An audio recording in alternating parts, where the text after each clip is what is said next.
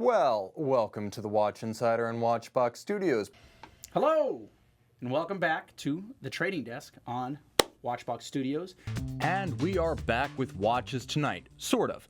This is going to be a recorded short in honor of the Memorial Day 500, so race fans, as you gear up, let me team up with you and some of my favorite watches from the annals of wheels and watches, motorsports watches for the Indianapolis 500 weekend. All right, aside from a rather ferocious qualifying effort from Danica, let's see what we've got. Remember, the Watch Box, holiday or not, is the #1 place to buy, sell, and trade your watches. It's where you can see the best photography, write-ups, largest inventory, and of course, my own videos. Peerless on the internet, check out thewatchbox.com, our new home on the web. Okay, for Indycar Racing fans, let's lead off from pole position. F.P. Journe is French, and so is his buddy Jean Alesi, and back in 2012 they had a crazy idea. Now, Alesi is generally associated with Ferrari from the bad old days when he was one of the few highlights of an otherwise hopeless program. So in the pre-Schumacher era, Alesi was pretty much as good as it got. Now, in 2012, in the twilight of his career, he was looking into Indy cars, and he was looking to ride with the reborn Lotus Equipe. Well, it didn't quite work out, but it did result in a 2012 special series in black aluminum with aluminum movement from no less than F.P. Journe. So you could see this is the F.P. Journe Octa Reserve Indy 500. Now, the watch came in 2 series, which is remarkable because they only made 99 of them in total. So let's start with the basic one. The one that you see right there. That's the less polarizing of the two. Highly collectible, part of the Line Sport aluminum series, and being one of the few that can genuinely claim special series status within that rather short production run. But there is a more exclusive version. 99 were made, of which about 29 were the Friendship Dial. Now this is going to be more polarizing than Danica Patrick. So you have a combination of Jean Alesi, Lotus, and the Indy 500 logo. Does it belong? Is it gaudy? Was F.P. Journe cashing in? Almost certainly not, as original buyers could opt to go without, and frankly, it was a sincere tribute to his compatriot Jean Alesi in the twilight of a grand career. Now, these are all over the map price-wise, but play the angles right. You should be able to square one of these away for less than the price of a Chronomètre Bleu on the secondary circuit. Look for between $18,000 and about $22,000, depending on condition and depending on accessory set. And yes, at this point, collectors are onto it. The Friendship Dial will cost more. But something pretty important to our industry happened today, right? Little bombshell. That's cool. right. There's a company called Richemont, large conglomerate brand. They own Panerai, JLC, IWC, Cartier. There's a few in there. They're one of the biggest. They're like, it's them, LVMH, Swatch, and then the little guys like Kering and stuff like that. So they bought a company who's, I guess, one of our, biggest competitors in terms of pre-owned watches internationally. A company called Watchfinder. So do we have a graphic for weekly market assessment? Oh, we jumped ahead. My fault. Hey, so we'll just go right into it. So they bought a company based out of London called Watchfinder. They've been around for quite some time, and again, they do, in terms of volume, from what I understand, they probably do close to what we do. They're mostly selling watches, I guess, in the EU. Yeah. It's a little bit tough to import and export, so into the United States. So that is something that is this. First of all, this is interesting news. Yeah, very much so. Like, it's good to see big groups making moves, you know what I mean? Mm-hmm. And not just doing the same trick over and over and over again because they have such a, they're liquid and have all that cash. I think it's a very interesting acquisition, and in a weird way, it validates a lot of people out there in the industry. Think of like a young, O.J. Watley. That's right. I found this website where you can go and pull up historical pages. So I pulled up the first year the watch one was there, in that little page where it was just Panerai. Mm-hmm. It was Panerai and other watches. Yeah. So imagine somebody like O.J., some of the many guys who started, even Danny Kaufman when he started, for visionaries. Visionaries for a brand like Richemont, who are, they are retail, right? Right. For them to invest whatever they invested was probably a pretty penny into. Yeah, I think estimates were somewhere like $150 million to buy a pre-owned watch company. Yeah, which right? is huge. Which is huge because most of these brands don't really acknowledge the pre-owned space at all. We've talked about it before. So, there was a turning point in, say, like the auto industry, which obviously is a much larger industry. It includes many more people because everybody needs a car, especially in the United States. But there was a turning point in, say, like 1950s or so when the brands acknowledged pre-owned sales and they got into that business, right? And that changed things forever in the industry, right? And, it's something similar, right? Obviously on a smaller scale because not everybody's buying, luxury watches, but still it's a multi-billion-dollar industry. And now, with companies like, Audemars Piguet is most notably, right? Yeah. The company, FP Journe. Yes, Sean. And Vacheron. I don't know if Vacheron's, I don't think they're No, they do like reselling the vintage. pre-owned. I think it's like they did vintage things. It's small brands like Linde Verdelin they'll resell some of their pre-owned watches, but no large companies were really acknowledging the pre-owned industry. And I think that it looks like Richemont is learning the same thing that, say, put in perspective, Audemars Piguet did, right? So a couple of years ago, we've talked about it before, Audemars was thinking about the pre-owned side of things, and they were interested in it, so they came down to Florida and they met with us. And in fact, I actually ended up helping them kind of create their pre-owned program and training some of their employees, explaining to them, our view of what pre-owned is and what it should be. And the number one thing we talked about was that control over distribution is really the number one determining factor for resale value, right? Obviously, you have to make relevant watches, but just assume everybody's making somewhat relevant watches. Control over distribution, if there's demand, is the number one determining factor. And Audemars, it took.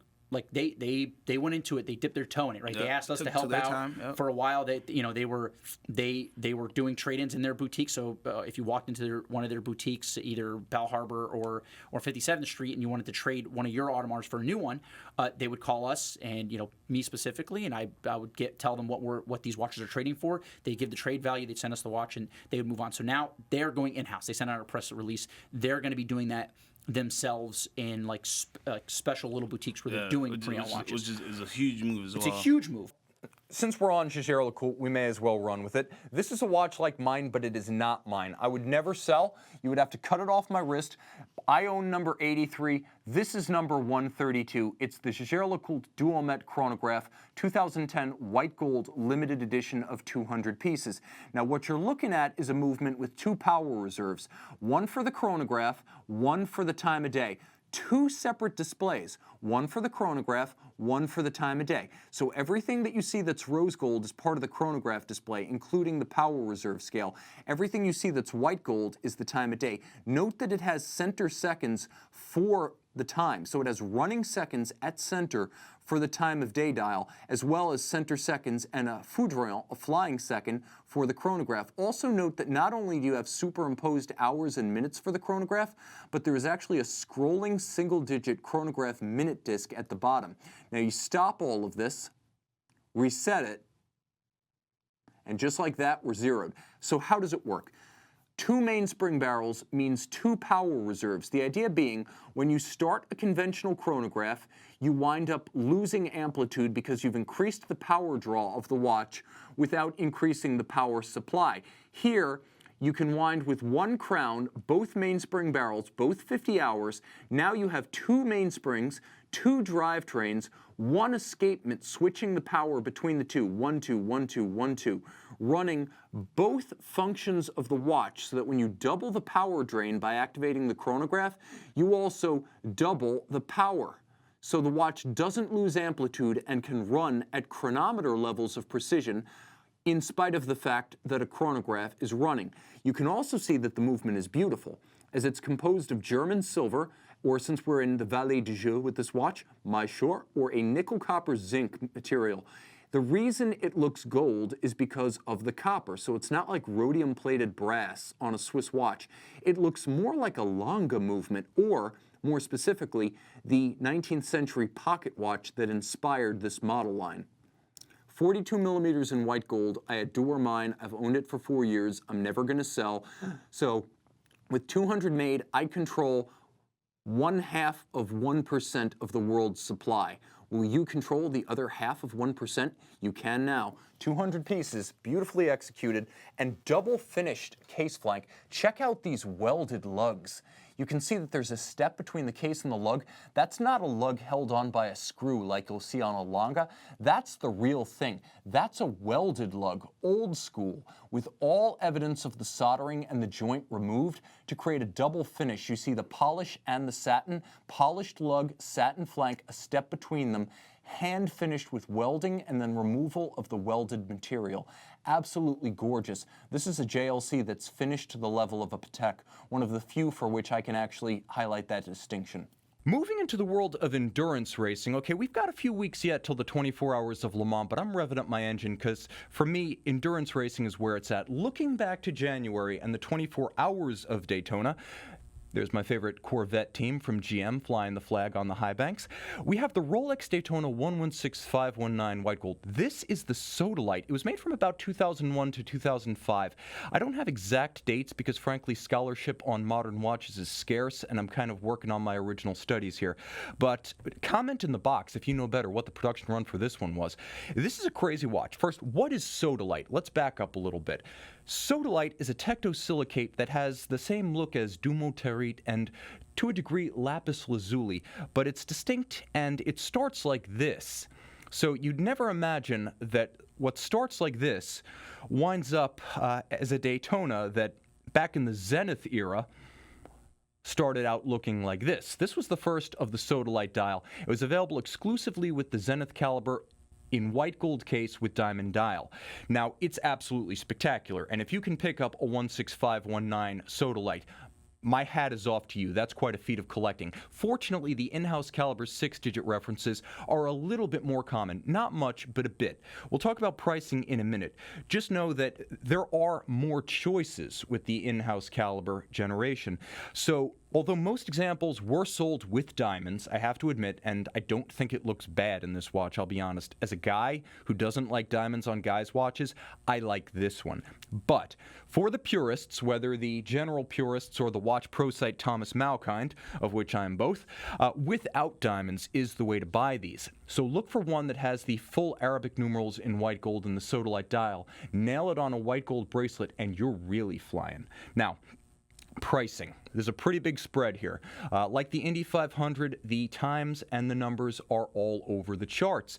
So the contenders, generally $25,000 to $45,000, but there is a significant distinction there. $25,000 to about $35,000 is going to be the in-house caliber. It's going to be the 4130. It's going to be the more recent white gold watch, which is going to give you that non-diamond dial option. The Zenith with the diamonds is worth more. The secret's out. People know about these watches. So reason about $40,000 to $50,000, depending on condition, accessories, and provenance, to pick up one of the Zenith caliber white gold Sodalite dials. Taking that, instance, right, that example, and then moving it to Richemont, which is much. I mean, Audemars does what, 40,000 watches a year? Yeah. Okay. If that. So Richemont, I don't even millions of watches a year. Well into the millions. Okay. Maybe like 7, 8 million. If you put all their brands, I'm sure there's they have like a lower end brand that we're not thinking about that produce so many units. Millions as well. of watches, right? So before they never had, and this is how some of the other brands thought. They never had any pressure. They didn't really care that much about the resale value of their watches. They didn't think it was important to them. They thought it was something secondary, and that they didn't acknowledge that people might sell these watches. And if they did, they were like, well, that's none of our business, and we don't want people selling our watches. They should be buying them and holding them. They realize that's not. First of all, in the world of collecting, it's just not realistic. Not realistic, right? People's their taste change, and I think a lot of the brands had, like you said, how the car industry had that feel in the 50s. Well, we can just make X million watches or cars every year, and people need them to need to drive. Right. Well, we're not cars, we're watches. It's a luxury, no matter what price point, and you have to love it. And you grow in life. You may not you might start out loving chronographs. Sure. You might end up hating chronographs. You might love tourbillons and be like, maybe I want to go clean, simple. Sure. Taste change, and I think a lot of these bigger brands for a lot of years would make crazy amounts of watches and pretend like they disappeared somewhere, and they didn't. They disappeared, but they ended up Different markets. Exactly, in different Well, markets, you're different Caribbean, dealers. Europe, Exactly. Asia, All watches over. disappearing. So like, and I think everybody is in their own little bubble. So me being in the Caribbean, when I started, we were like, oh, only we discount. Everybody's like, oh, you go down to the islands to discount. So when I started, at Watch You Want, and they're like, oh, this deal does that, this deal does that. I was like, no, you guys are crazy. And only till I, went to one of the big wholesale shows and I saw, buckets of a certain brand I won't name right now, brand new stickers on, and it's just like, then I was like, It's like wait, a dirty little secret. yeah, it's like a dirty little secret. And the thing is, like, these big manufacturers produce all these pieces. Some brands take care of the design, some don't, and then you push them into the marketplace, and they think that people are just gonna come eat up everything. And you got to realize there's so many brands out there, so many price points, there's so much competition, that not everything sells. That taste change, and what's going to happen to these watches that need to get sold? Similar to the watchmaker problem. What's going to happen to all these watches that we send out into the world that need to get repaired? Yeah. Somebody has to take care of it. That's why being a watchmaker now is like a foolproof job or business to have, because every year millions of watches go in, and not every year do hundreds of people go to become watchmakers. Right. Maybe 50 people. You're right, exactly. So there's the idea that people just buy and buy and buy and hold, especially with luxury goods, doesn't make sense. And as the market expands and more people see that these things are more accessible to themselves, right? They realize that, listen, maybe I'm not a millionaire. Maybe I'm not making $500,000 a year. Maybe I'm making $100,000 a year, and I have $4,000 or $5,000 to spend on luxury watches every year, right? Well, I can either buy one watch every year, or I can buy a watch, then trade it for a more expensive watch, so I can rotate and I can have a better experience, right? So these things are happening. Obviously, we see this. This is where I started, and you saw it moving into pre-owned. So, the idea that these watches should just sit in a winder or disappear. So let's end with a watch that just blows my mind because, frankly, I don't know why we don't see more of them. It is the most attractive yellow gold Rolex ever made. This is the anniversary dial GMT-Master 2.